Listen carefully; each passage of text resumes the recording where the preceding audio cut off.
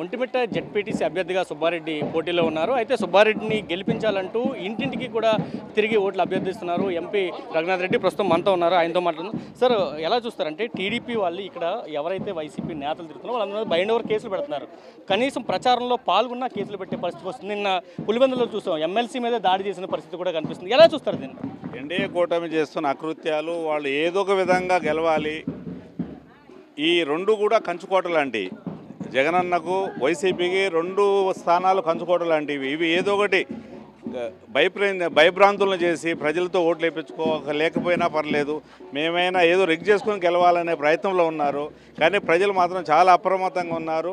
మన కార్యకర్తలు లీడర్లు కూడా చాలా లాస్ట్ 10 years నుంచి చూస్తున్నా చాలా కష్టపడి పనిచేస్తున్నారు. తప్పక విజయం సాధిస్తాం. 2 కూడా మంచి విజయం మంచి మెజార్టీతో సాధించి జగనన్నకు కానుకగా ఇస్తాం. ఇది కడప జిల్లా వాసులు బలంగా కోరుకుంటున్నారు. పులివెందులలో వాళ్ళు ఎప్పుడు జీవితంలో గెలవలేని స్థానం అది.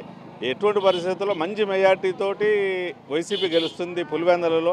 అలా ఒంటిమిట్టలో కూడా గత 20 ఏళ్ల నుంచి వైసీపీనే గెలుస్తూ ఉంది. ఇప్పుడు కూడా వైసీపీనే గెలుస్తుంది, ఎలాంటి అనుమానం లేదు. సార్, ఎన్నికల ప్రచారంలో ప్రభుత్వ వాహనాలు ఎక్కడ ఉపయోగించకూడదు, ఇది ఎన్నికల నిబంధన చెప్తుంది. కానీ ఇక్కడ ఉన్న మంత్రులు లేదా అధికారులు లేకపోతే ఇతరులంతా కూడా దాన్ని ఉపయోగిస్తున్న పరిస్థితి, అక్కడ ప్రభుత్వ రిసార్ట్స్లో కూడా ఉంటున్న పరిస్థితి కూడా కనిపిస్తుంది. ఏం చెప్తారు దీనికి? ఇది అధికార దుర్యోగమే అనాలి. కలెక్టర్ గారు, ఎస్పీ గారు కళ్ళు మూసుకొని అసలు ఏమీ పట్టించుకోవట్లే. అధికార పార్టీ మినిస్టర్లు, చైర్మన్లు, డైరెక్టర్లు విచ్చలవిడిగా గవర్నమెంట్ వాహనాలు వాడుకుంటూ, గవర్నమెంటు భవనాలు వాడుకుంటూ విచ్చలవిడితనంతో పులివెందులు కానీ ఒంటిమిట్టలో టెంపుల్ ఏరియాలో పిలిగ్రిమ్స్ ఉండాల్సిన ప్లేస్ను మొత్తం ఆక్రమించుకొని ఎవరు పిలిగ్రిమ్స్ కూడా రావట్లేదు. గత 10 days నుంచి చూస్తున్నా మొత్తం రోజు 100 వెహికల్ పెట్టుకొని అధికారులు దుర్వినియోగం చేసుకుంటూ కోట్ల డబ్బులు ఖర్చు పెడుతూ ఏదో విధంగా గెలవాలనే ప్రయత్నంలో ఉన్నారు. కానీ అది సాధ్యం కాదు. ప్రజలందరికీ తెలుసు ఇక్కడ ఏం జరుగుతుంది అనేది. ఇది 100% వైసీపీ గెలుస్తుంది. జగనన్నను ఆదరిస్తున్నారు. ప్రజలు చాలా బలంగా నమ్ముతున్నారు. వైసీపీ కార్యకర్తలు వాళ్ళ మీద వాళ్ళే దాడులు చేసుకొని సానుభూతి కోసం టీడీపీ మీద నెడుతున్నారంటూ టీడీపీ నేతలు చెబుతున్న పరిస్థితి. ఏం సమాధానం చెప్తారంటే వాళ్ళే దాడులు చేస్తున్నారు, ఎవరైతే దాడి చేశారో దాడిలో గాయపడిన వారి మీదే మళ్ళీ ఎఫ్ఐఆర్ కూడా నమోదు చేసిన పరిస్థితి కూడా కనిపిస్తుంది. ఇప్పుడు టీడీపీ నేతలు మాటలు ఏ విధంగా చూడాలి? ఇది రెడ్ బుక్ రాజ్యాంగం అని చెప్తున్నారు కదా. ఆ రెడ్ బుక్ రాజ్యాంగంలో ప్రకారమే కేవలం వాళ్ళు చంద్రబాబు నాయుడు గారు, లోకేష్ గారి వాళ్ళ ప్రతిరోజు వాళ్ళు ఇచ్చే డైరెక్షన్ ప్రకారం ఇక్కడ నడుస్తూ ఉంది.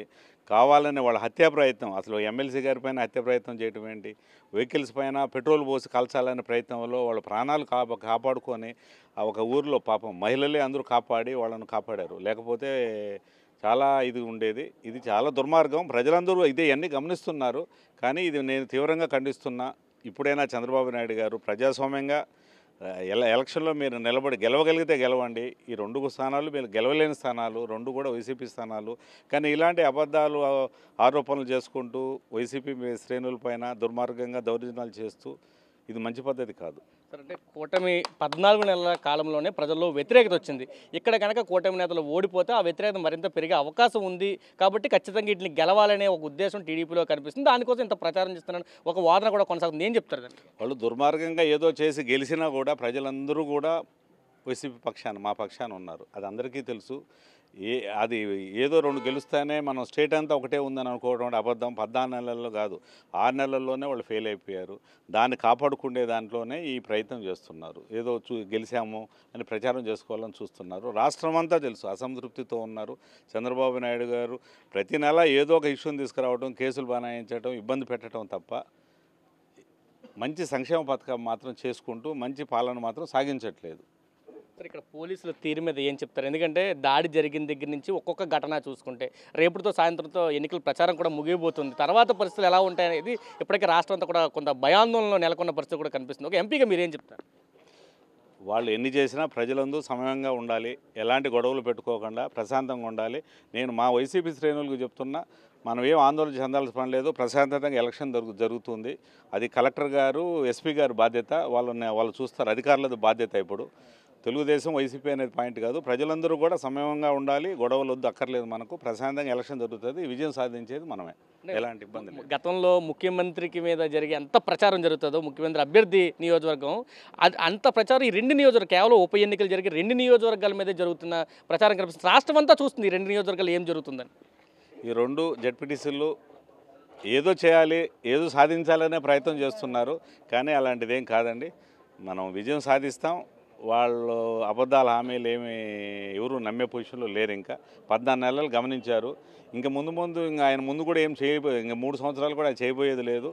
3 ఏళ్ళు అవుతానే మన జగన్మోహన్ రెడ్డి గారు వచ్చేది తథ్యం. మన మహిళలకు కానీ ప్రజలకు రైతులకు కానీ సంక్షేమ పథకాలు మళ్ళీ తీసుకురావడం తథ్యం. ఇదే ముఖ్యమండి. Thank you sir. ఇది చెప్తున్నారు. ఖచ్చితంగా ఈ ఉప ఎన్నికల్లో వైసీపీ విజయ డంకా మోగిస్తుందని చెప్తున్నారు. ప్రజల నుంచి ఆ విధంగా మద్దతు కూడా వస్తుంది. అయితే ఈ ఎన్నికల్లో ఏదో విధంగా గెలవాలని కూటమి ప్రభుత్వం కుయుక్తుల్ని పన్నుగుతుంది. ఆ కుయుక్తులన్నీ కూడా ప్రజలు ఖచ్చితంగా తిప్పికొడతారు. ఎన్నికల ప్రచారం రేపుతో ముగిసిన తర్వాత సక్రమంగా జరిగే విధంగా చూడాల్సిన బాధ్యత అధికారుల మీద ఉంది. ప్రజలంతా కూడా సమన్వయం పాటించాలి. వైసీపీ శ్రేణులు కూడా సమన్వయం పాటిస్తారు. ఖచ్చితంగా ఈ రెండు నియోజకవర్గాల్లో జెడ్పీటీసీ ఉప ఎన్నికల్లో వైసీపీ విజయం మాత్రం ఎట్టి పరిస్థితుల్లో ఎవరు ఆపలేరంటూ ధీమా వ్యక్తం చేస్తున్న పరిస్థితి కనిపిస్తుంది. కెమెరా పర్సన్ వెంకటతో కలిసి సురేంద్ర, సాక్షి టీవీ, ఒంటిమిట్ట నుంచి.